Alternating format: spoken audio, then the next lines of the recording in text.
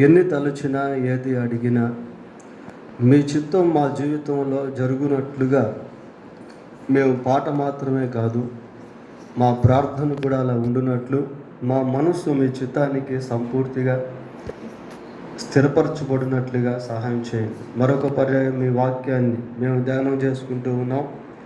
మీ వాక్యము ద్వారా మాలో ప్రతి ఒక్కరితో మాట్లాడండి. మీరు మాట్లాడే ఈ శ్రేష్టమైన సమయము వినుచున్న మాకందరికీ దీవెనకరముగా చేయండి. మమ్మల్ని అందరినీ మీ చేతులకు అప్పగిస్తూ ఉన్నాం.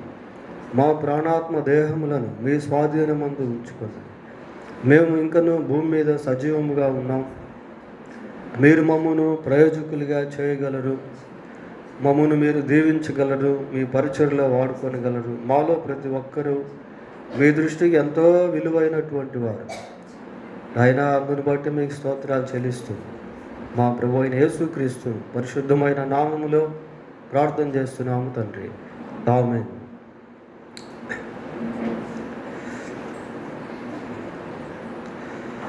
ప్రియులారా, మనం లూకా సువార్త 5వ అధ్యాయము 1 నుండి 11 వచనాలు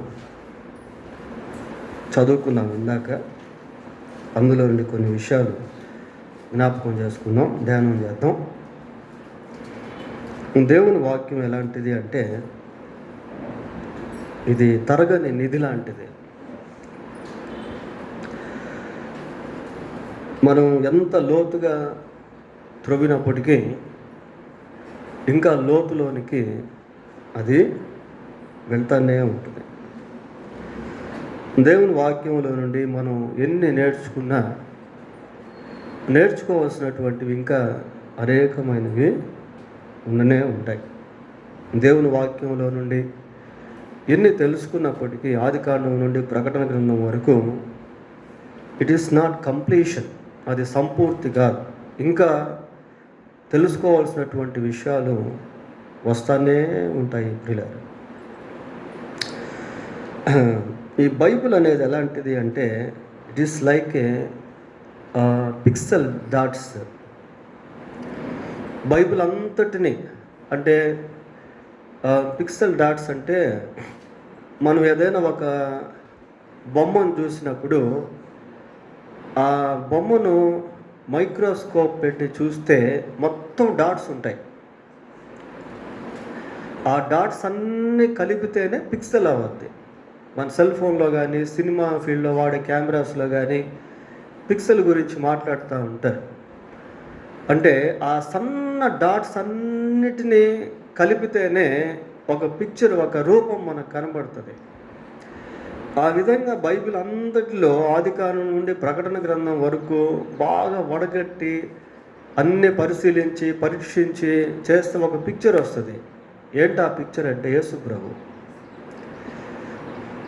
ఎందుకు దేవుడు మనకు వాక్యాన్ని ఇచ్చాడంటే God wants us to become like Jesus. Because of that reason God has given his word. దేవుడు మనకు తన వాక్యాన్ని ఎందుకు ఇచ్చాడు అని అంటే మనమంతా కూడా యేసుక్రీస్తులాగా మారాలి అనేది దేవుని యొక్క ముఖ్య ఉద్దేశం. కాబట్టి దేవుని వాక్యం ఎంత నేర్చుకున్నా, ఎంత తెలుసుకున్నా, ఇంకా నేర్చుకోవాల్సినవి, తెలుసుకోవాల్సినవి మనం ఎంత అన్వయించుకుంటా ఉంటే అంత క్రీస్తు ప్రభు యొక్క స్వారూప్యం అనేది మనలో కనబడుతూ ఉంటుంది. కేవలం దేవుని వాక్యాన్ని మనం వినేదానికి, లేక చదువుకునేదానికి, లేకుంటే ధ్యానం చేసుకునేదానికి, పాస్టర్స్ భలే చెప్పారు అనుకునేదానికి కాదు. దేవుడు ఎందుకు తన వాక్యాన్ని ఇస్తున్నాడంటే ఆ వాక్యాన్ని మనము అన్వయించుకోవాలి. అప్పుడే then only we can become like Christ whenever we apply the word of God to our lives. మన జీవితానికి ఎప్పుడైతే దేవుని వాక్యాన్ని మనం అన్వయించుకుంటామో అప్పుడు యేసు ప్రభు వలె మనం మారేదానికి అవకాశము ఉంటుంది. సరే, బైబిల్లోనికి వెళ్దాం. లూకా సువార్త 5వ అధ్యాయము. లూకా సువార్త 5వ అధ్యాయము 1వ వచనం. జనసమూహము దేవుని వాక్యము వినుచును, ఆయన మీద పడచుండగా ఆయన గెన్నేసరెతు సరస్సు తీరమున నిలిచి ఆ సరస్సు తీరమునున్న 2 దోణెలను చూచెను. మరి ఇక్కడ గెన్నేసరెతు అనేటువంటి సరస్సును మనము చూస్తూ ఉన్నాం. బైబిల్లో ఈ సరస్సు కొన్ని సందర్భాల్లో ఏమని పిలువబడిందంటే తిబెరియా సముద్రము అనే పేరుతో కూడా పిలువబడింది. కొన్ని యోహాను సువార్త 6వ అధ్యాయం 1వ వచనం, అలాగే యోహాను సువార్త 21వ అధ్యాయం 1వ వచనాన్ని చూస్తే ఈ గెన్నెసరెతు సముద్రానికి తిబెరియా సముద్రం అనే పేరు కూడా పర్యాయ పదంగా ఉన్నట్టు మనం చూడవచ్చు ప్రియులారా. ఈ సముద్రం ఎలాంటిది అంటే ఇది గొప్ప ప్రవాహ జలముతో కూడినటువంటి ప్రదేశం. అంటే ఈ గెన్నెసరెతు అనే సరస్సు చాలా గొప్ప ప్రవాహంతో కూడినటువంటి ప్రదేశం. అక్కడ ఉన్నటువంటి నీరు కూడా చాలా స్వచ్ఛమైనటువంటి నీరు ఆ స్థలంలో, ఆ యొక్క సరస్సులో ప్రవహిస్తుంది ప్రియులారా. ఇది సముద్ర మట్టానికి సుమారుగా 690 అడుగుల క్రింది భాగమున ఉన్నటువంటి సరస్సు. ఈ సరస్సులో నుండి వచ్చేటువంటి నీటి సదుపాయము అక్కడ ఉన్నటువంటి ప్రజలకి చాలా ప్రయోజనకరంగా ఉంటుంది. వాణిజ్య వ్యాపార దానికి కూడా ఈ సరస్సు ఎంత అనుకూలమైనటువంటిదిగా ఉంది ప్రియులారా. ఈ సరస్సు తీరమున మరి యేసుక్రీస్తు ప్రభు ఏం చేస్తాడు అన్నటువంటి విషయాలు మనము ఈ వాక్యంలో ధ్యానం చేస్తా ఉన్నాం. జనసమూహము దేవుని వాక్యము వినుచు ఆయన మీద పడుచుండగా ఆయన గెన్నెసరెతు సరస్సు తీరమున నిలిచి ఆ సరస్సు తీరమున్న 2 దోణెలను చూచెను. యేసుక్రీస్తు ప్రభు అక్కడ ఉండి హిజ్ అబ్జర్వేషన్ మనం ఇక్కడ ఏం చూడవచ్చు అంటే ఆయన పరిశీలన అనేటువంటిది మనం గమనించవచ్చు పిల్లలు. ఆ సరస్సు తీరమునున్న 2 దోణెలను చూచెను. ప్రభు యొక్క పరిశీలన చాలా ప్రాముఖ్యమైనటువంటిదిగా ఉంటుంది. కొన్ని బైబిల్లో మనం చిన్న చిన్న విషయాలను గురించి అంత ఎక్కువ పట్టించుకోం, కానీ ఆ చిన్న విషయాల్లో కూడా పెద్ద సందేశం అనేటువంటిది, పెద్ద నేర్చుకోవాల్సినటువంటి పాఠం అనేటువంటిది ఉంటుంది పిల్లలు. ఒకసారి యేసు ప్రభు కానానులో పెళ్లి విందుకు పిలువబడ్డాడు. తన శిష్యులతో కలిసి ఆ పెళ్లి విందుకు వెళ్ళాడు. వెళ్ళినప్పుడు ఏమైంది, ఆ పెళ్లికి వెళ్ళినప్పుడు అక్కడ ఏమైంది, వాళ్ళకి ద్రాక్షారసము అయిపోయింది పిల్లలు. అంత సతమత పడుతూ ఉన్నారు. అరే ద్రాక్షారసం అయిపోయింది, ఇప్పుడు మనం ఏం చేయాలి, ఇప్పటికిప్పుడు మనం వెళ్ళి ద్రాక్షారసం తీసుకొని రాలేము అని వాళ్ళెంతో సతమత పడుతున్నటువంటి ఆ సమయంలో యేసు ప్రభువుకి ఆ సమాచారాన్ని అందించారు. ప్రభువా, మరి వీరికి ద్రాక్షారసం అయిపోయింది అనే సమాచారాన్ని అందించినప్పుడు అక్కడ ఒక అబ్జర్వేషన్ మనం చూస్తాం ప్రియులారా. ఏంటది, యేసు ప్రభు అక్కడ ఉన్నటువంటి 6 రాతి బాణలను చూశాడు. So in God's keen observation, దేవుని యొక్క పరిశీలనలో ఆయన వస్తువులను కూడా వాడుకుంటాడు ప్రియులారా. ఈ సంగతి మనం గుర్తుపెట్టుకోవాలి. ఆ కానా పెళ్లి విందులో వారికి ద్రాక్షారసం అయిపోయినటువంటి సమయంలో ప్రభు దృష్టి దేని మీద పడింది అంటే అక్కడ ఉన్నటువంటి 6 రాతి బాణల మీద పడింది. ఒకసారి చూడండి, యోహాను సువార్త 2వ అధ్యాయము 7వ వచనం చదువుదాం.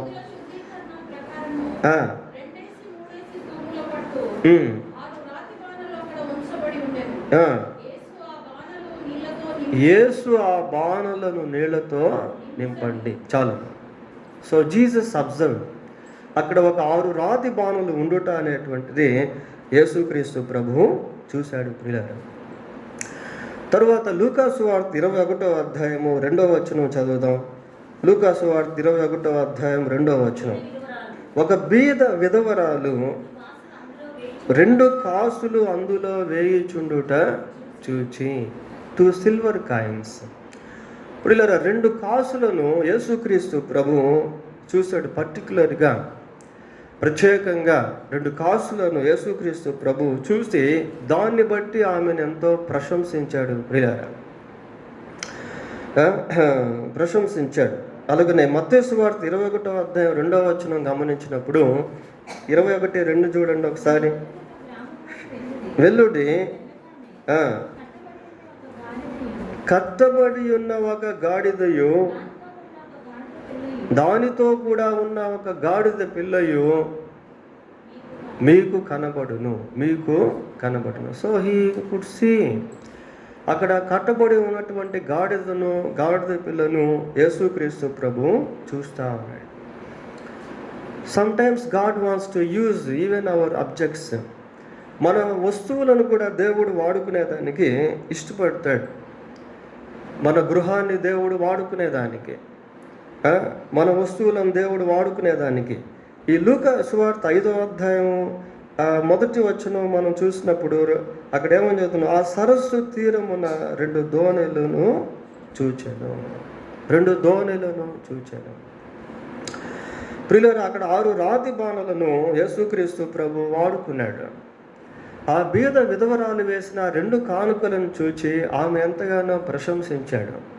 కట్టబడి ఉన్నటువంటి ఆ 2 గాడిదలను విడిపించి వాటి ద్వారా ఆయన ప్రశంసించబడ్డాడు. So God wants to use even our objects.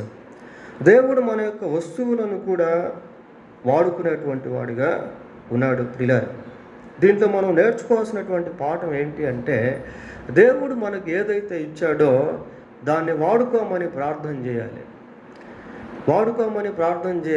Even ఒకవేళ అది మన ప్రొఫెషన్ అయితే, మన వృత్తి అయితే, మన ఉద్యోగమైనా, మన వృత్తి అయినా, మన ఇల్లు అయినా, మనం వాడే వెహికల్ అయినా, వస్తువులను గురించి కూడా మనం ప్రార్థన చేయాలి. ప్రియులారా, ప్రభువా ఇదిగో మీరు నాకు ఇచ్చినటువంటి వస్తువును వాడుకోండి ప్రభువా అని ప్రార్థన చేయాలి. ఇక్కడ 2 దోణెలను యేసుక్రీస్తు ప్రభు చూశాడు. ప్రియులారా, ఒకవేళ కొన్నిసార్లు మనకి ఇదేదో చాలా సింపుల్గా అనిపించవచ్చు, ఇదేదో కొంచెం సిల్లీ థింగ్స్ ఏమో అనిపించవచ్చు. కానీ చిన్న వాటిని కూడా దేవుడు వాడుకున్నప్పుడు అవి మనకు ఎంతో ఆశీర్వాదకరంగా ఉండగలుగుతాయి. ప్రియులారా, సరే, అంటే బైబిల్లో ఆ ప్రత్యేకంగా కొన్ని పదాలు ఎక్కడైతే రాయబడి ఉన్నాయో వాటి మీద మనం దృష్టి నిలిపినట్లయితే అక్కడ ఎన్నో పాఠాలు అవి మనకు నేర్పిస్తాయి. ఆ సరస్సు తీరమున నున్న 2 దోణెలను చూచెను. జాలరులు వాటిలో నుండి దిగి తమ వలలు కడుగుచుండిరి.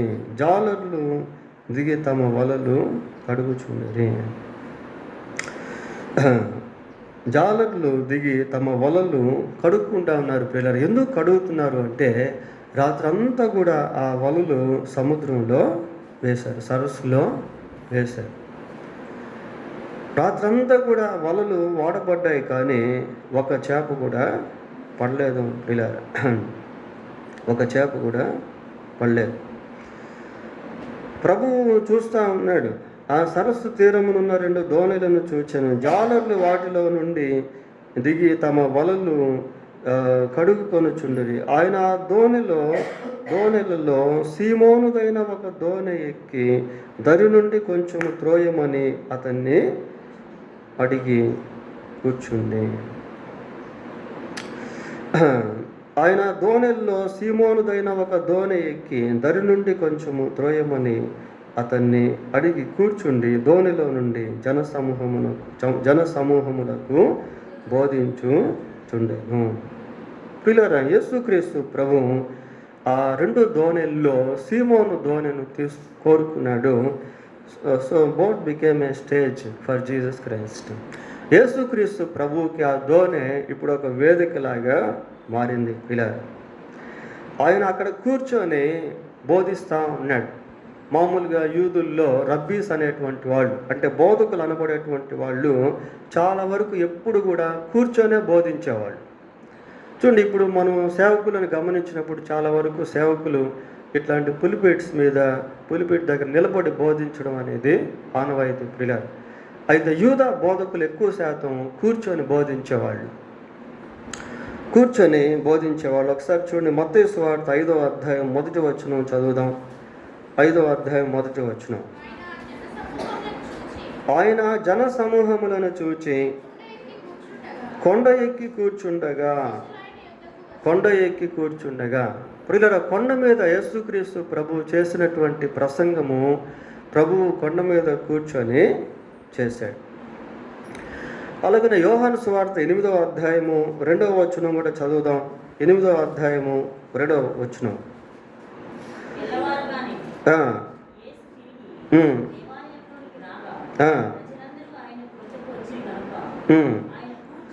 ఆయన కూర్చుండి వారికి బోధించుచుండెను. That is the habit of rabbis in Jewish people. యూదుల్లో బోధకులుగా ఉన్నటువంటి వారికి ఇలా కూర్చుని బోధించుట అనేటువంటిది అలవాటు. ప్రియులారా, యేసుక్రీస్తు ప్రభు ఆ దోణికి కూర్చొని వారికి బోధ చేస్తూ ఉన్నాడు. ఇక్కడ ఒక మాట మనం చూస్తున్నాం. దోణిలో నుండి జన సమూహములకు బోధించుచుండెను. జన సమూహములకు బోధించుచుండెను. ప్రియులారా, అక్కడ ఉన్నటువంటి జన సమూహముల పైన యేసుక్రీస్తు ప్రభువు దృష్టి నిలిపాడు. He focused his sight on the people who came to there. అక్కడికి వచ్చినటువంటి ప్రజలందరి పైన యేసుక్రీస్తు ప్రభువు దృష్టి నిలిపాడు. ఇలా చూడండి, వాళ్ళు ఎలాగున్నారు అంతకుముందు. 5వ అధ్యాయం 1వ వచనం చదవండి. జన సమూహము దేవుని వాక్యము వినుచు ఆయన మీద పడుచుండగా ఆయన మీద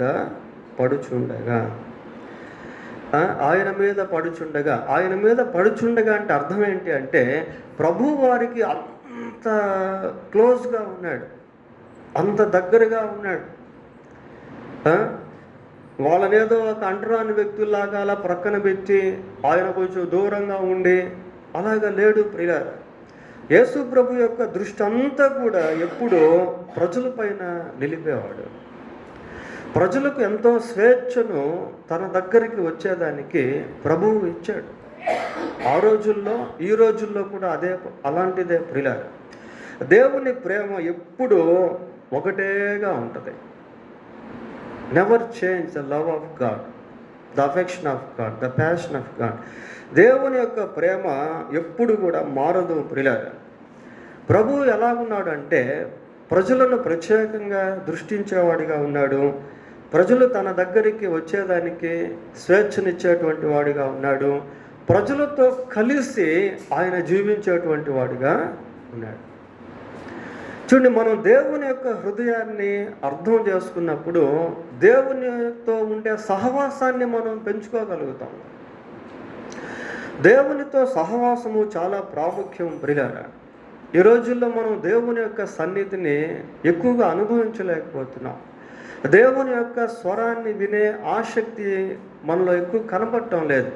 ఇక్కడ ఈ మొదటి వచనం గమనించినప్పుడు దేవుని వాక్యము వినుచు, దేవుని వాక్యము వినుచు, listening the word of God. దేవుని వాక్యం పట్ల వారు అటువంటి ఆసక్తిని కలిగి ఉన్నారు. చూడండి, చాలామందికి ఈ రోజుల్లో అటువంటిది లేదు. మనం సెల్ ఫోన్ ఓపెన్ చేస్తే మన మనసు ఎక్కువ శాతం ఎంటర్టైన్మెంట్స్, లేక వార్తలు, లేక స్పోర్ట్స్, లేకపోతే సినిమాలు, లేకపోతే సీరియల్స్, ఇట్లాంటి వాటిపైన మనసు వెళ్ళిపోతూ ఉంటుంది. కానీ చాలా వరకు దేవుని వాక్యం పైన మనం దృష్టిని పెట్టలేము.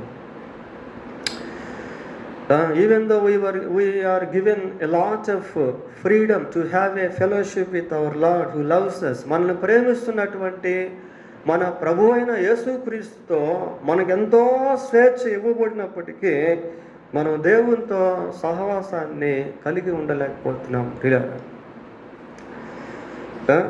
ప్రజలపైన యేసు ప్రభు ప్రత్యేకమైనటువంటి దృష్టిని నిలుపుతా ఉన్నాడు. ఎక్కువ శాతం యేసు ప్రభు ఆయన శరీరధారిగా ఉన్నటువంటి దినాల్లో తన దృష్టిని ఎవరి మీద నిలిపేవాడు అని మనం పరిశీలిస్తే సామాన్యుల మీద యేసు ప్రభు సామాన్యుల గురించి ఆలోచించేవాడు. సామాన్యమైనటువంటి వారిపైన ప్రభు తన దృష్టిని నిలిపేవాడు.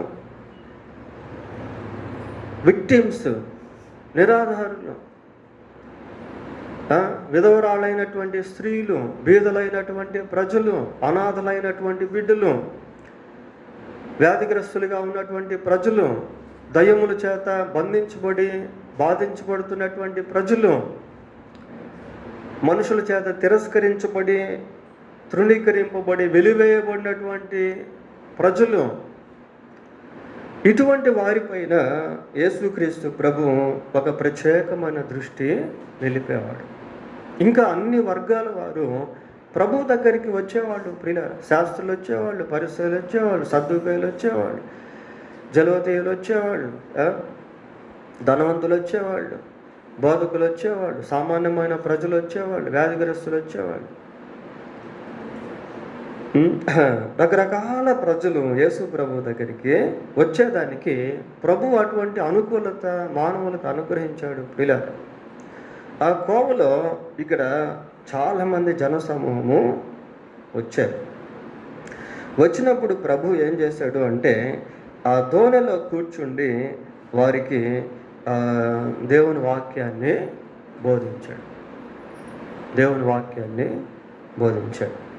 సరే, 5వ వచనం 4వ వచనం చదవండి. ఆయన బోధించుట చాలించిన తరువాత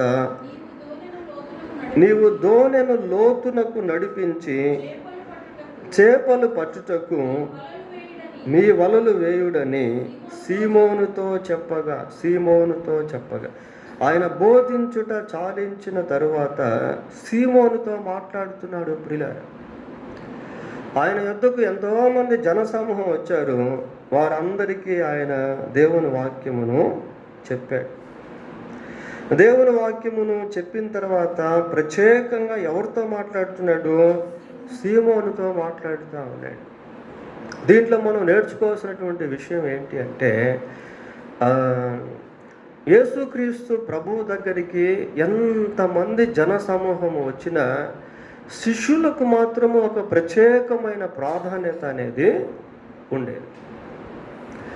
ఎందుకు శిష్యులకు ఒక ప్రత్యేకమైన ప్రాధాన్యత ఉండేది అంటే వాళ్ళు ఎప్పుడు ప్రభువుని అంటిపెట్టుకొని ఉండేవాళ్ళు.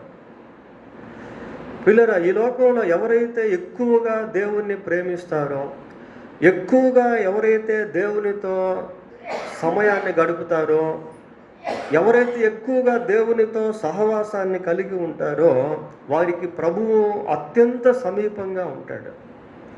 బైబిల్లో మనం గమనించినప్పుడు ఎంతోమంది ప్రవక్తలు ఉన్నారు. ప్రవక్తలు ఎప్పుడు ఏం చేసేవాళ్ళు అంటే దేవుని సన్నిధిని అంటిపెట్టుకొని జీవించేవాళ్ళు. అందుకే వాళ్ళు ఎవరితో అయినా మాట్లాడేటప్పుడు ఏమనేవాళ్ళు? నేను ఎవరి సన్నిధిని ఉన్నాను, నేను ఎవరి సన్నిధిని నిలిచి ఉన్నాను అని మాట్లాడేవాడు. అంటే they are always in the presence of God. Moshe మాట్లాడితే ఏమనేవాడు? ప్రభువా, నీ సన్నిధి మాతో రాని ఎడల మమ్ముని ఇక్కడి నుండి తీసుకొని వెళ్ళవద్దు. అబ్రహాము ఇంకా యెహోవా సన్నిధిని నిలిచి ఉండేను. ప్రియులారా, మోషే 40 రాత్రింబగళ్ళు ఆయన సన్నిధిలో ఉండేను.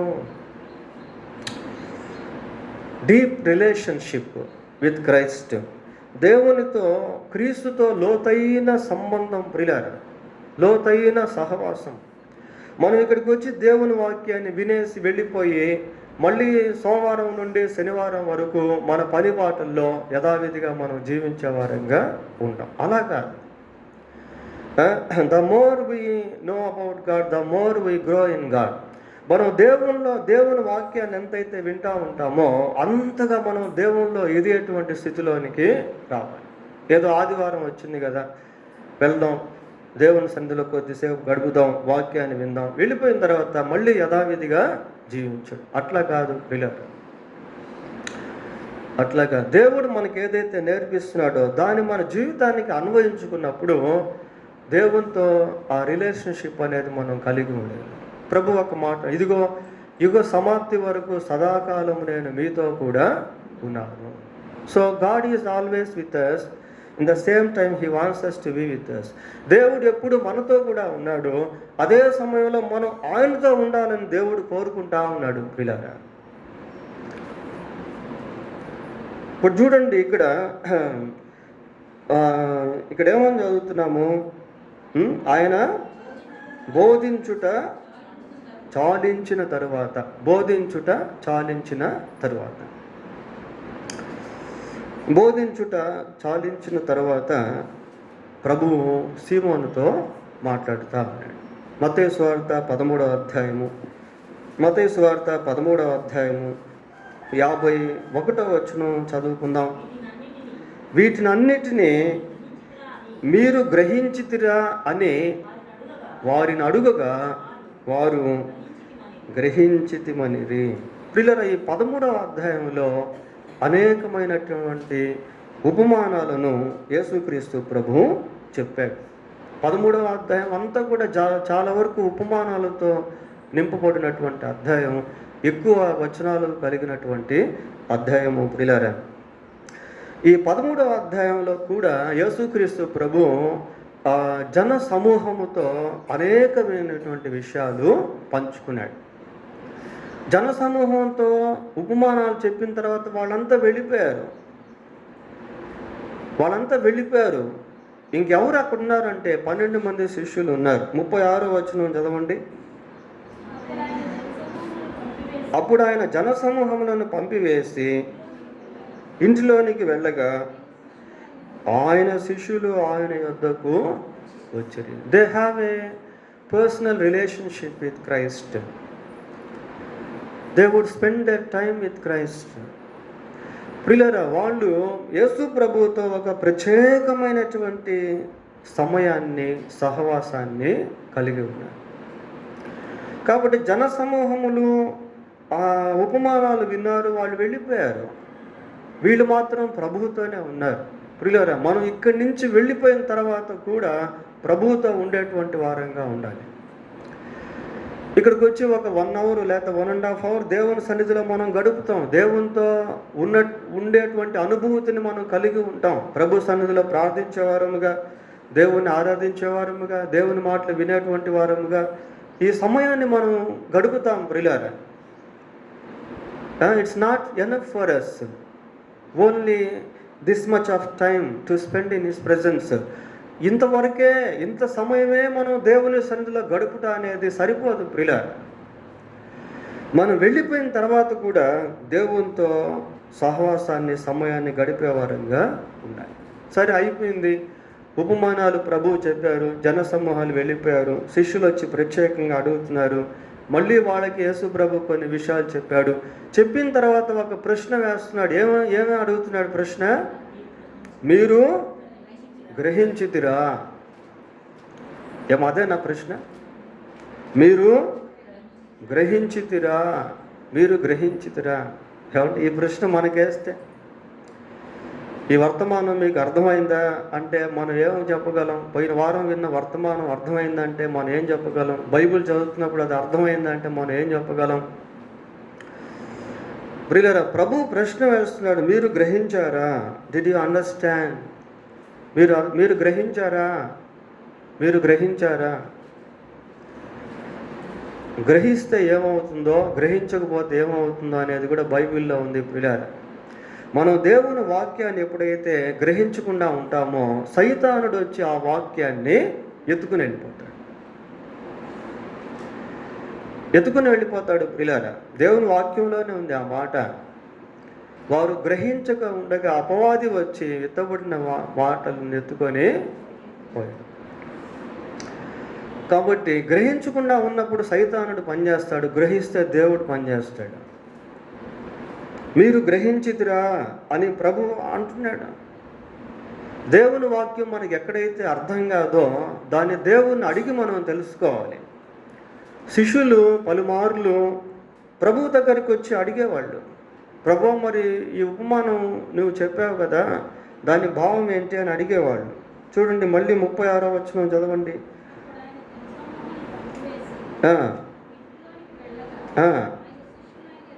ఆయన శిష్యులు ఆయన ఎద్దుకు వచ్చి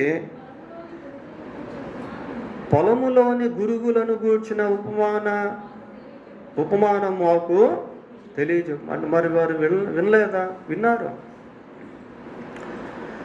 విన్నారు కాబట్టే కదా ప్రత్యేకంగా పొలములోని ఉపమానం, గురుగులను గూర్చి ఉపమానం అని అడుగుతున్నారు.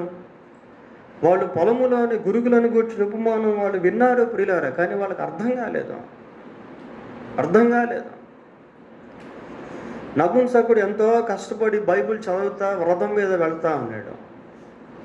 చదువుతున్నాడు, కానీ చదువుతున్న వాక్య భాగం చాలా శ్రేష్టమైంది, కానీ ఆ వాక్యం ఆయనకి అర్థం కావట్లేదు.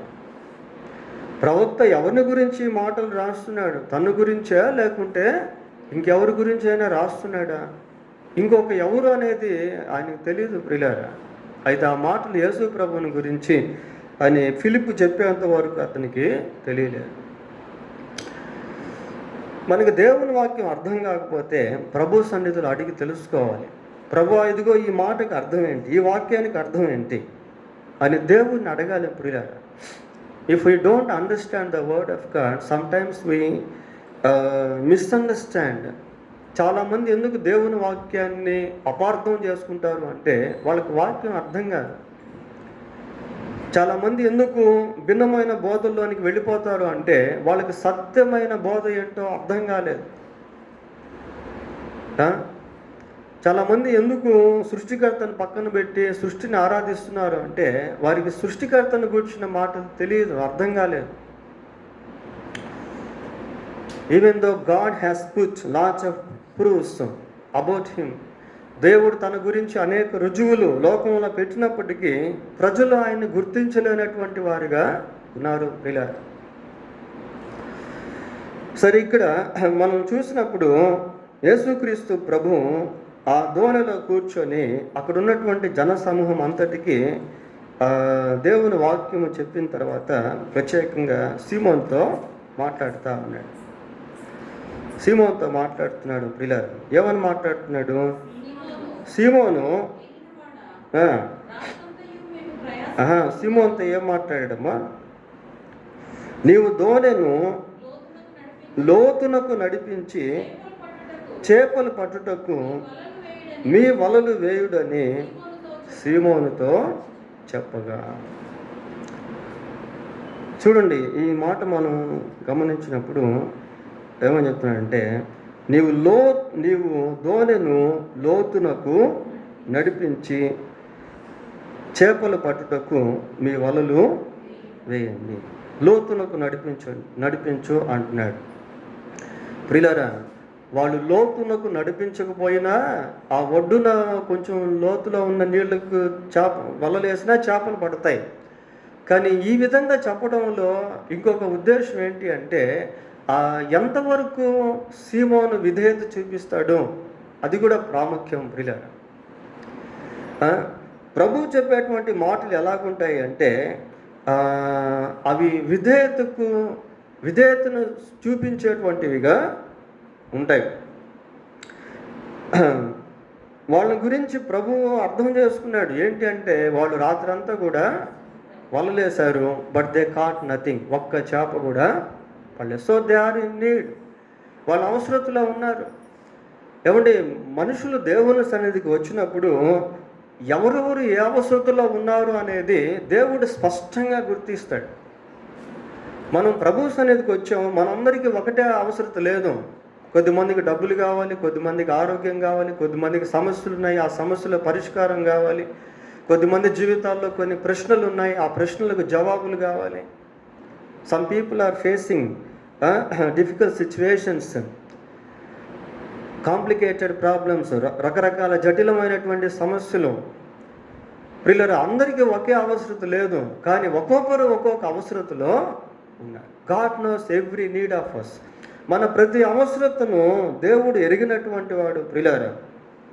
ఇక్కడ ప్రభువు చెబుతున్నటువంటి మాటలు ఎలాగున్నాయి అని అంటే వాళ్ళ అవసరతను గుర్తించి ప్రభువు మాట్లాడుతూ ఉన్నాడు. ఏమండి, మనం ఎప్పుడు కూడా భౌతిక సంబంధమైనటువంటి అవసరతలను గురించి ఆలోచిస్తూ ఉంటాం. దేవుడు ఎప్పుడు ఏం చేస్తాడు అంటే మన భౌతిక సంబంధమైనటువంటి అవసరతలతో పాటు మన ఆత్మ సంబంధమైనటువంటి అవసరతలను కూడా దేవుడు ఆలోచిస్తాడు. ఇది చాలా ఇంపార్టెంట్ ప్రియులారా. భౌతిక సంబంధమైనటువంటి వాటినే మనం చూడాలనుకుంటాం. కానీ దేవుడు భౌతిక సంబంధమైన వాటితో పాటు ఆత్మ సంబంధమైనటువంటి వాటిని కూడా మనకు చూపించాలని కోరుకుంటాడు. ఇది ఎక్కడ జరుగుతుందంటే కేవలం యేసు ప్రభు దగ్గర మాత్రమే జరుగుతుంది. లోకంలో మనం ఎక్కడికి వెళ్ళినా కూడా ఇది భౌతిక ప్రపంచం, ఇట్ ఈస్ మెటీరియల్ వరల్డ్. ఇది భౌతిక ప్రపంచం ప్రియులారా. మనుషులు చూసేదాన్నే నమ్ముతారు, చూడని దాన్ని నమ్మలేరు. కానీ దేవుడు ఏం చేస్తాడంటే ఆయన దగ్గరికి వచ్చినటువంటి వారికి చూడని దాన్ని కూడా నమ్మేటట్టు చేస్తాడు విశ్వాసపు నేత్రాలతో.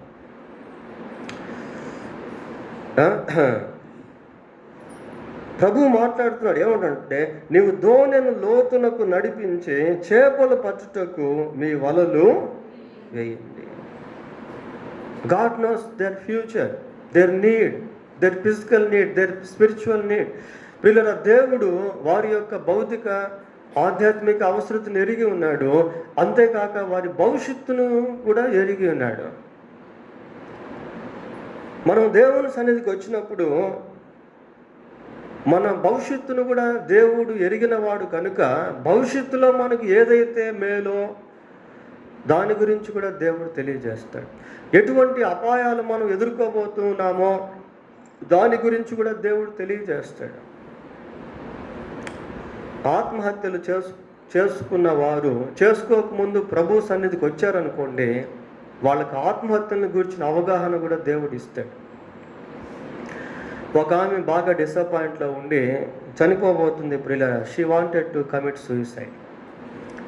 ఆత్మహత్య చేసుకోవాలని తలంపు కలిగి ఉండి ఇంకా ఆ సమయంలో అన్నీ సిద్ధపరచుకుంది. ఇంకా చనిపోవాలనుకున్నటువంటి సమయంలో ఆమెకి ఎవరో ఒక చిన్న పుస్తకం ఇచ్చారు, దేవుని వాక్యం. ఆ వాక్యం ఒకసారి అలాగా తెచ్చేసరికి ఏమనుందంటే, నీ కాలమునకు ముందు నీ వేళ చనిపోతావు. ప్రసంగి గ్రంథంలో ఉంది ఆ మాట. నీ కాలమునకు ముందు నీ వేళ చనిపోదువు అని వచ్చింది. పిల్లల దేవుడు అలాగ మనుషులతో మాట్లాడతాడు. ఇంకా ఆమె చనిపోలే, ప్రార్థన చేసుకుని దేవుడు ఆమెకు సహాయం చేశాడు. భవిష్యత్తుని గురించి కూడా దేవుడు మాట్లాడతాడు. ఇక్కడ ప్రభు ఏమంటున్నాడంటే, చేపలు పట్టుటకు మీ వలలు వేయండి. చేపలు పట్టాలి అనేది వాళ్ళ ఉద్దేశం. వాళ్ళ ఉద్దేశానుసారంగా ప్రభు మాట్లాడుతున్నాడు ప్రియులారా. ఏమంటే దేవుడు ఎలాంటి వాడు అంటే, మన లోపల ఉన్నటువంటి ఆశలను గుర్తించి వాటిని నెరవేర్చేటువంటి వాడు, మన ఆలోచనలను సఫలపరిచేటువంటి వాడు.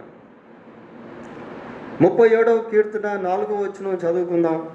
37వ కీర్తన 4వ వచనం. యెహోవాను బట్టి సంతోషించుము, ఆయన నీ హృదయ వాంఛను తీర్చును. అవునండి, యెహోవాను బట్టి సంతోషించుము, ఆయన నీ హృదయ వాంఛలను తీర్చును. హృదయంలో ఉన్నటువంటి డిజైర్స్, యాంబిషన్స్, ప్రియులారా, హృదయంలో ఎటువంటి కోరికలు ఉన్నాయో, వాంఛలు ఉన్నాయో వాటిని దేవుడు తీరుస్తాడు ప్రియులారా. He knows the need that our heart has. మన హృదయంలో ఎటువంటి అవసరత ఉందో దాన్ని దేవుడు తీరుస్తాడు. చేపలు పట్టుటకు అంటున్నాడు అంటే వాళ్ళ హృదయంలో ఉన్న ఆశ ఏంటంటే, we want to catch fish. మనం చేపలు పట్టాలి.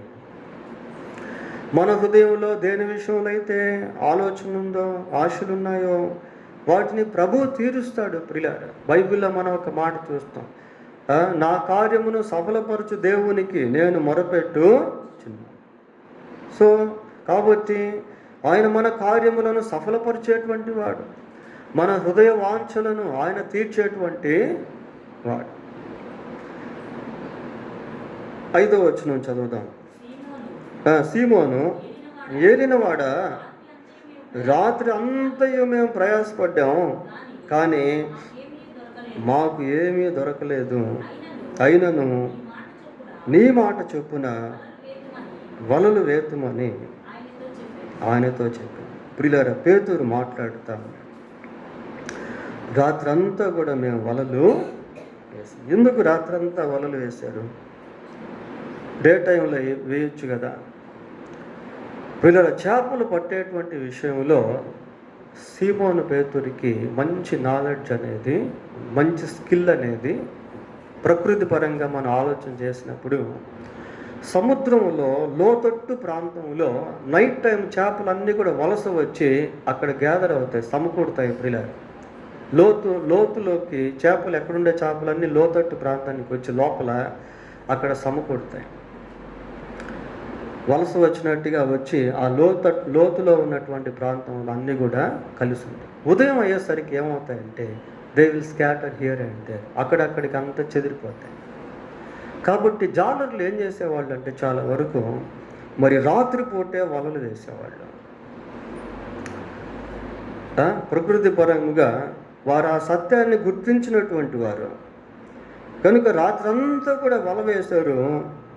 ఏమి కూడా పట్టు ఏలినవాడా, రాత్రంతయు మేము ప్రయాసపడితే కానీ మాకేమీ దొరకలేదు, అయినను నీ మాట చొప్పున వలలు వేస్తాము, నీ మాట చొప్పున వలలు వేస్తాము అంటున్నాడు. ప్రియులారా, నీ మాట చొప్పున వలలు వేస్తాము. నీ మాట చొప్పున అనేటువంటిది చాలా ప్రాముఖ్యమైనది. అంటే దీంట్లో మనం ఏం నేర్చుకోవచ్చు అంటే, పేతురికి ఎన్నో తలాంతులు ఉన్నాయి, ఎంతో చేపలు పట్టేటువంటి జ్ఞానం ఉంది, వలలు కూడా ఉన్నాయి, అయితే వాటి గురించి ఆలోచన చేయట్లేదు. ఇప్పుడు పేతురు యొక్క ఆలోచన యేసు ప్రభు యొక్క మాట పైన బేస్ అయింది. ప్రియులారా, యేసు ప్రభు యొక్క మాటను పునాదిగా చేసుకుంది. నీ మాట చొప్పున, నీ మాట చొప్పున, నీ మాట చొప్పున అంటే ప్రభు యొక్క మాట పైన పేతురు ఆధారపడుతున్నాడు, కానీ తన వల పైన కానీ, లేక తన తలాంతుల పైన కానీ, తన జ్ఞానం పైన కానీ పేతురు ఆధారపడటం లేదు. కొన్ని సమస్యలను మనం పరిష్కరించుకునేదానికి చేయాల్సిన ప్రయత్నాలు అన్నీ చేస్తాం ప్రియులారా, కానీ ఎవ్రీ ఎఫర్ట్, ప్రతి ప్రయత్నం కూడా ఫెయిల్ అయిపోవచ్చు. ఎంత ప్రయాసపడినా ఆ ప్రయాస చివరికి నీరైపోవచ్చు. అప్పుడు మనం ఎంతో నిరుత్సాహానికి గురైపోతాం ప్రియులారా.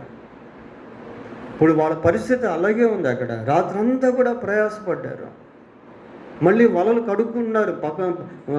పక్క రోజు రాత్రి వలలు వేద్దాము అని. నీ మాట చొప్పున అని పేతురు ప్రభు యొక్క మాటను ఆధారం చేసుకుంటా ఉన్నాడు. లూకాసు వార్త మొదటి అధ్యాయము 38వ వచనం చదువుకుందాం ప్రియులారా. అందుకు మరియా, ఇదిగో ప్రభు దాసురాలను, నీ మాట చొప్పున నాకు జరుగునుగాక, నీ మాట చొప్పున నాకు జరుగునుగాక. మరియా అంటుంది ప్రియులారా, ఆ మాట చొప్పున జరిగితే తన జీవితం ఏమవుతుందో అనేది మరియకి సాధారణమైన గ్రహింపు కూడా ఉంది, సాధారణమైన జ్ఞానం కూడా ఉంది. ఆమె వివాహానికి ముందు గర్భవతిగా మారితే యోసేపు ఎలాగ అనుమానిస్తాడో, సమాజం ఏటువంటి శిక్ష విధిస్తుందో, తల ఎత్తుకొని తిరగలేనటువంటి పరిస్థితి కలుగుతుంది కదా. ఇలాంటి సాధారణమైన జ్ఞానము మరియకు ఉండి ఉండవచ్చు. కానీ మరియ ఏం చేస్తుందంటే వాటన్నిటిని ప్రక్కన పెట్టేసి ఏమని అంటుంది, నీ మాట చొప్పున నాకు జరుగునుగాక. కాబట్టి ఇవేం చేస్తుందంటే దేవుని మాటను ఆధారం చేసుకుంటా ఉంది. తన జీవితానికి దేవుని యొక్క మాటను పునాది రాయిగా వేసుకుంది ప్రియులారా. ఏమండి, మనం ఎప్పుడైతే పరిస్థితుల వైపు చూడకుండా దేవుడు ఏదైతే మాట్లాడుతున్నాడో ఆ మాట పైన మనం దృష్టి పెడితే, ఆ మాట పైన మనం విశ్వాసం ఉంచితే, ఆ మాట తరువాత దేవుని యొక్క కార్యాలు మనం అనుభవించే వారంగా ఉంటాం ప్రియులారా. ఇక్కడ పేతురు ఏమన్నాడంటే, రాత్రంతా ప్రయాసపడ్డాం కానీ ఒక్క చేప కూడా, అయినను నీ మాట చొప్పున వలలు వేస్తాం. ఎందుకు అనేక మంది జీవితాలు కుప్పకూలిపోతున్నాయి? ఎందుకు అనేక మంది కుటుంబాలు కుప్పకూలిపోతున్నాయి? ఎందుకు అనేక మంది ఆత్మహత్యలు చేసుకుంటున్నారు? ఎందుకు అనేక మంది నెమ్మది లేకుండా లోకంలో జీవిస్తున్నారు అంటే వారి జీవితాల్లో దేవుని యొక్క మాట లేదు ప్రియులారా. మత్తయి సువార్త 7వ అధ్యాయము 26వ వచనం ఒకసారి చదవండి. 26, 27. మరియు ఈ నా మాటలు విని వాటి చొప్పున చేయని ప్రతివాడు ఇసుక మీద తన ఇల్లు కట్టుకొనిన బుద్ధిహీనుని పోలియుండును. వాన కురిసెను, వరదలొచ్చెను, గాలి విసిరి ఆ ఇంటి మీద కొట్టగా అప్పుడు అది కూలపడెను, దాని పాటు గొప్పదని చెప్పాను. చూడండి ప్రియులారా, యేసు ప్రభు స్వయంగా ఈ మాటలు చెప్తా ఉన్నాడు. ఈ నా మాటలు విని వాటి చొప్పున చేయని ప్రతివాడు ఇసుక మీద తన ఇల్లు కట్టుకొని బుద్ధిహీనుని పోలి. ఈ నా మాటలు వింటున్నారు దేవుని మాటలు, కానీ ఆ మాటల మీద జీవితాలు కట్టబడట్లేదు. ఆ మాటల మీద కుటుంబాలు కట్టబడట్లేదు. ఆ మాటల మీద సమాజాలు కట్టబడట్లేదు ప్రియులారా. అందుకే కుప్పకూలిపోతూ ఉన్నాయి. గాలి విసురుతుంది, ఆ ఇంటి మీద కొడతా ఉంది, అదేమైపోతుంది? వాన కురిసెను, వరదలు వచ్చును, గాలి విసిరి ఆ ఇంటి మీద కొట్టెను, అప్పుడు అది కూలపడేను. కనుక దేవుని మాట ప్రకారము చేయటము ప్రియారా. 24 కూడా చూద్దాం. కాబట్టి నా మాటలు విని వాటి చొప్పున చేయు ప్రతివాడు బండ మీద తన ఇల్లు కట్టుకొని బుద్ధిమంతుని పోలియుండును. వాన కురిసెను, వరదలు వచ్చెను, గాలి విసిరి ఆ ఇంటి మీద కొట్టెను, కానీ అది దాని పునాది బండ మీద వేయబడను కనుక అది పడలేదు. దాని పునాది దేని మీద వేయబడింది? బండ మీద వేయబడింది ప్రియులారా. బండ అంటే యేసుప్రభు యొక్క మాటలు. ఇక్కడ నా మాట విని అంటున్నాడంటే బండ rock means the word of Christ, దేవుని యొక్క మాటలు ప్రియులారా. ఇంకో కోణంలో దేవుడు అని కూడా చెప్పవచ్చు, క్రీస్తు అని బండ అని చెప్పవచ్చు. క్రీస్తు మీద కట్టబడే జీవితం లేక క్రీస్తు మాటల మీద కట్టబడేటువంటి జీవితాల మీద కూడా గాలి విసురుతుంది, వరదలు వస్తాయి. సైతాను ఊరికే ఉండడు, విశ్వాసుల మీద తన ఆయుధాలను ప్రయోగిస్తాడు, సేవకుల మీద తన ఆయుధాలను ప్రయోగిస్తాడు. ఎప్పుడు ఎవరిని ఎక్కడ పడగొడదామనే ప్రయత్నాలు చేస్తూ ఉంటాడు ప్రియులారా. అయితే దేవుని మాట మీద కట్టబడితే దాన్ని ఏది కూడా పడగొట్టలేదు. పేతురు అంటున్నాడు, ఏమంటే రాత్రంతా ప్రయాసపడాము కానీ మేము ఏమి కూడా పట్ల అయినను నీ మాట చొప్పున వలవేస్తాం. నీ మాట చొప్పున వెళ్ళదు పిల్లరా. వాస్తవానికి ఈ ఇన్సిడెంట్, ఈ యొక్క దృశ్యం ఎలాంటిది అంటే ఇది ప్రకృతికి వ్యతిరేకమైంది, ప్రకృతికి అతీతమైనటువంటిది.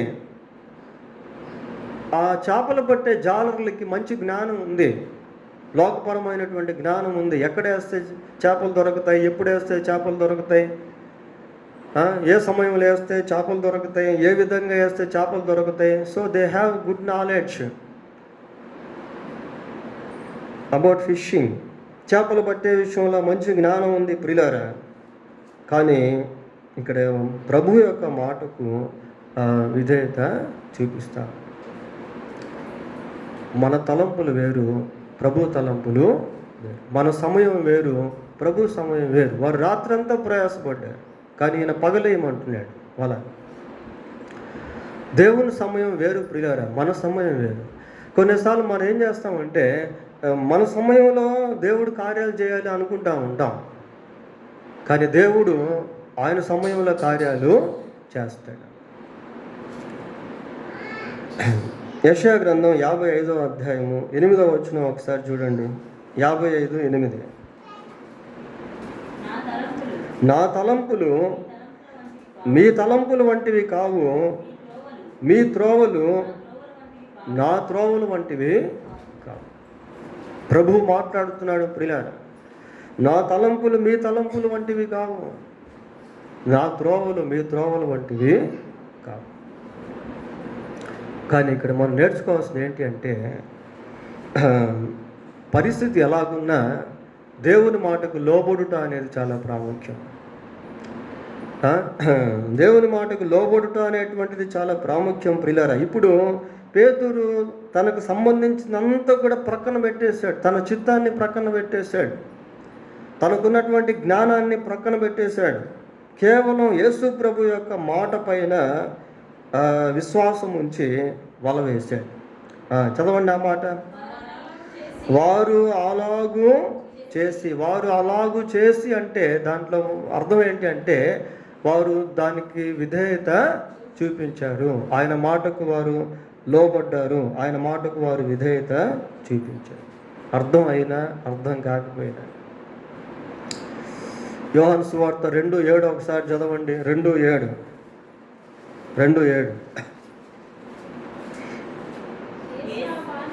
యేసు ఆ బాణలు నీళ్లతో నింపుడని వారితో చెప్పగా వారు వాటిని అంచుల మట్టుకు నింపిరి. అర్థమైనా అర్థం కాకపోయినా దేవుని మాటకు విధేయత చూపించడం ప్రియులారా. ఈ బాణల్ని నీళ్లతో నింపితే ఏం ఉపయోగం అని వాళ్ళు అనుకోలేదు. ఇప్పుడు ద్రాక్షారసం కావాల్సి ఉంటే నీళ్లతో మనకేం పని అనుకోలేదు. రాత్రంతా వలేసాం కదా, ఒక చేప కూడా పడలే, ఇప్పుడు వలడు వేయడం దేనికి అని అనుకోలేదు. వారు అలాగున చేశారు ప్రియులారా. బాణలు నీళ్ళతో నింపమంటే నింపారు. Even though they did not వాళ్ళకి అర్థం కాకపోయినప్పటికీ ఆ బాణలు నీళ్ళతో నింపారు.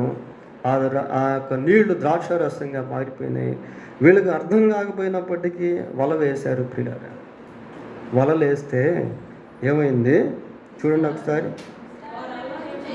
వారు అలాగున చేసి విస్తారమైన చేపలను పట్టిరి. వారు అలాగున చేసి విస్తారమైన చేపలను పట్టిరి. అందుచేత వారి వలలు పిగిలిపోవచుండగా వేరొక దోణిలోనున్న తమ పాలివారు వచ్చి తమకు సహాయము చేయవలనని వారికి సంజ్ఞలు చేసిరి. వారు వచ్చి 2 దోణులు మునుగునట్లు నింపిరి. చూడండి ప్రియులారా, లాగలేకపోతున్నారు దోణుల్ని, వలల్ని. అంత విస్తారమైనటువంటి చేపలు పడ్డాయి. వీరు వేసినటువంటి ఆ వలల్లో విస్తారమైనటువంటి చేపలు పడుట అనేది అక్కడెక్కడో ఉన్నటువంటి వాళ్ళు చూశారు, వేరే జాలర్లు చూస్తూ ఉన్నారు. పిల్లల దేవుడు వారి బిడ్డల జీవితాల్లో అద్భుతాలు చేస్తున్నప్పుడు, కార్యాలు చేస్తూ ఉన్నప్పుడు ఎక్కడో ఉన్నటువంటి వాళ్ళకి కూడా అర్థమైపోతుంది. మనం హిస్టరీ ఆఫ్ ఇజ్రాయెల్ యొక్క చరిత్రను పరిశీలన చేసినప్పుడు ఇజ్రాయెల్ జీవితాల్లో దేవుడు అద్భుతాలు చేస్తూ ఉంటే ఐగుప్తులో ఉన్నటువంటి ఐగుప్తీయులు, ఫరో యొక్క సైనికులు వాళ్ళు చూసి ఆశ్చర్యపోయారు. దేవుడు ఇశ్రాయేలుకు విజయాన్ని ఇస్తున్నప్పుడు ఫిలిస్తీయులు ఎంతో ఆశ్చర్యపోయారు. ఈరోజు ప్రపంచ పరిస్థితి అలాగే ఉంది. ప్రపంచ దృష్టి అంతా కూడా ఇజ్రాయెల్ దేశం మీద ఉంది ప్రియులారా. ప్రపంచ పటాన్ని మనం పరిశీలిస్తే ప్రపంచ పటంలో ఇజ్రాయెల్ దేశం ఒక చిన్న డాట్ లాగా ఉంటుంది, ఒక చిన్న డాట్ లాగా, చుక్కలాగా ఉంటుంది. చిన్న డాట్గా దాదాపు సుమారుగా 90 లక్షల మంది ఇజ్రాయెల్ ప్రజలు ఉన్నారు. వాళ్ళకున్నటువంటి టెక్నాలజీని గురించి, వాళ్ళకున్నటువంటి సామర్థ్యం గురించి, వాళ్ళకున్నటువంటి మెజల్ సిస్టమ్, వాళ్ళకున్నటువంటి రాక్డౌన్, వీటన్నిటిని గురించి ప్రపంచం అంతా ఈరోజు మాట్లాడుకుంటూ ఉన్నారు. ప్రస్తుతం యుద్ధం జరుగుతూ ఉంది కదా, అందరూ వాళ్ళ గురించే అసలు వీళ్ళకి ఇంత నాలెడ్జ్ ఎలాగొచ్చింది అనుకుంటున్నారు పిల్లలు. అన్ని వర్గాల్లో కూడా ఇప్పుడు మనం వాడేటువంటి సెల్ ఫోన్లో ఉన్న ఆండ్రాయిడ్ సిస్టము యూదులు కనిపెట్టింది, విండోస్ యూదులు కనిపెట్టింది.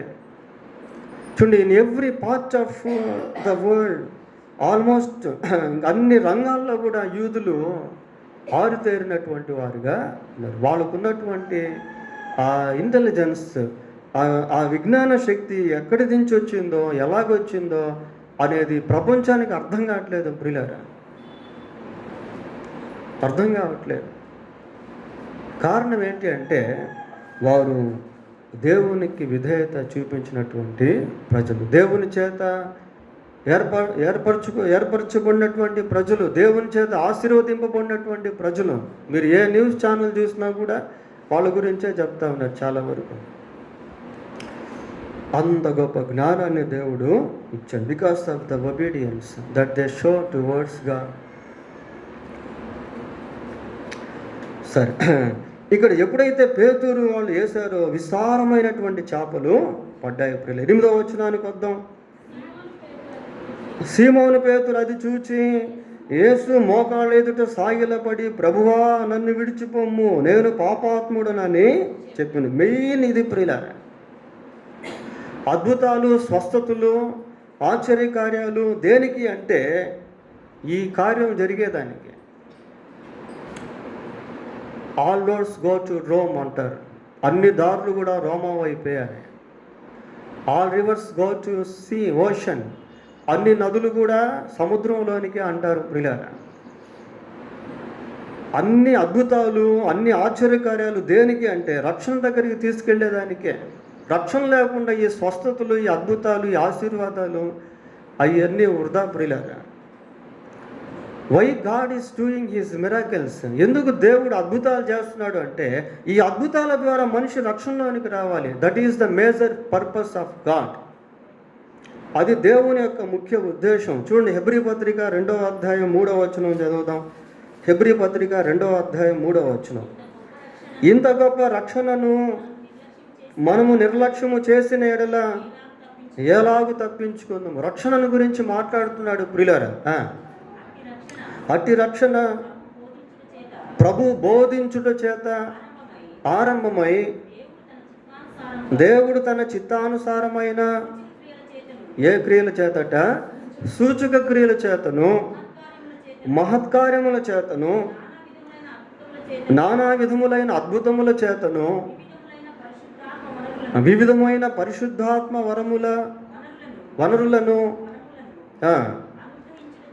వరములను అనుగ్రహించుట చేతను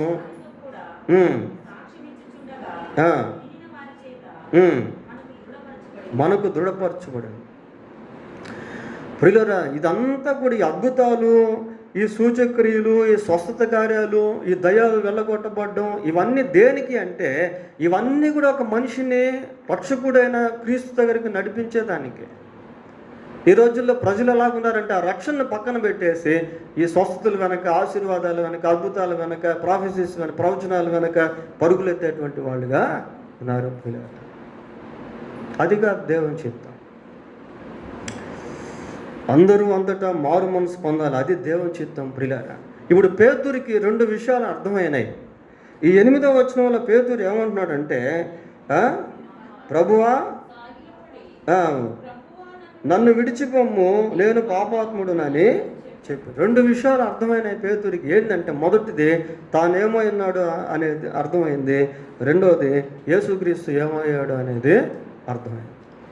ఈ 2 విషయాలు ప్రతి మనిషి గుర్తించాలి ప్రియులారా.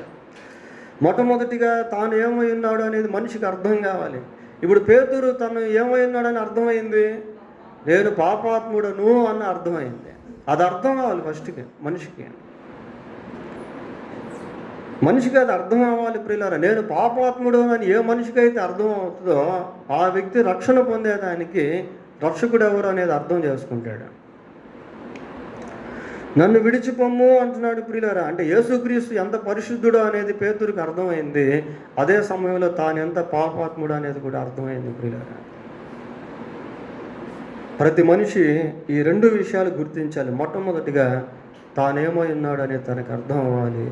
రెండోదిగా యేసుక్రీస్తు ఏమై ఉన్నాడు అనేది అర్థం. శిలువ మీద ఉన్న 2వ దొంగ అంటున్నాడు, యేసు నీవు నీ రాజ్యంతో వచ్చినప్పుడు. అంటే యేసుక్రీస్తు ఎవరు ఆయనకు అర్థమయ్యాడు.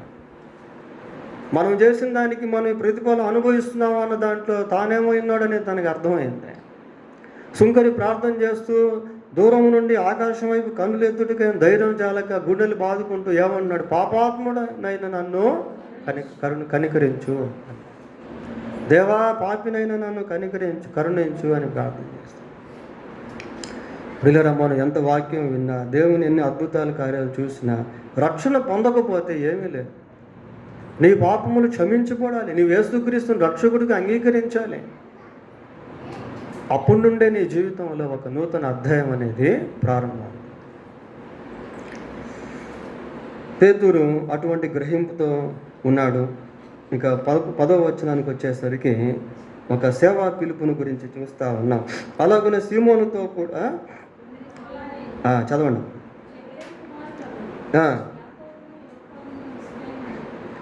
వాళ్ళు కూడా ఆశ్చర్యపోతున్నారు.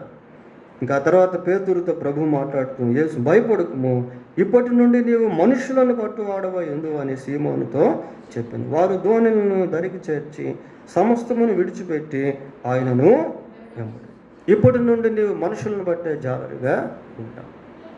పేతురుకి పిలుపు వచ్చింది, సేవా పిలుపు. ప్రియులారా, పేతురు ఆ తర్వాత చేపలు పట్టేది మానేసి మనుషులను బట్టే జాలరిగా మారాడు. ఒక ప్రసంగం చేస్తే 3000 మంది, ఇంకొక ప్రసంగం చేస్తే 5000 మంది, ఇంకా ఎన్ని ప్రసంగాలు ఎంతమంది మారారో మనకు తెలియదు. తర్వాత వాళ్ళు సమస్తాన్ని విడిచిపెట్టి యేసు ప్రభువును విడిచిపెట్టడం అంటే అన్నిటినీ విడిచిపెట్టాలనేది కాదు, కానీ ఏదైతే విడిచిపెట్టమంటున్నాడో దాన్ని విడిచిపెట్టడం, అది ఇంపార్టెంట్. ప్రియులారా, దేవుడు తన వాక్యాన్ని దీవించునుగాక. ప్రార్థన చేసుకున్నాం. ప్రార్థన. పరిశుద్ధుడైన మా దేవా, మీకు వందనాలు, స్తోత్రాలు. మేము విన్న ఈ వర్తమానం మాకందరికీ దీవెనకరముగా చేయండి. మొదటిగా మేమేమై ఉన్నాము, రెండోదిగా మీరేమై ఉన్నారు, ఈ గ్రహింపు ప్రతి ఒక్కరికి దయచేయండి. పరిస్థితులు ఎలాగున్నప్పటికీ ప్రభా, మీ మాటను ఆధారం చేసుకొని జీవించుటకు కృప దయచేయండి. మీ సమయం వేరు, మీ తలంపులు వేరు. ప్రభా, మీ తలంపులుగా మా తలంపులను చేసుకుంటూ సహాయం చేయండి. ప్రభా, మీ సమయం కొరకు మేము ఎదురు చూసేవారముగా ఉండుటకు సహాయం చేయండి. మీ మాటకు సంపూర్ణ విధేయత చూపించేవారముగా ఉంటూ కృప దయచేయండి. మా కష్టం మీకు తెలుసు, మా ప్రయాసం మీకు తెలుసు, మేము ఒట్టివారమని మీకు తెలుసు. ప్రభా, మేము ఏ అవసరతలో ఉన్నామో, మా కుటుంబాలు ఏ అవసరతలో ఉన్నాయో మీకు తెలుసు నాయన. మీరు కార్యం చేసేటువంటి దేవుడు కనుక మీ వైపు మేము చూడగలుగుటకు మీరే కనికరించి సహాయం చేయమని మా ప్రభు అయిన యేసుక్రీస్తు నామములో ప్రార్థన చేస్తున్నాము తండ్రి. ఆమేన్.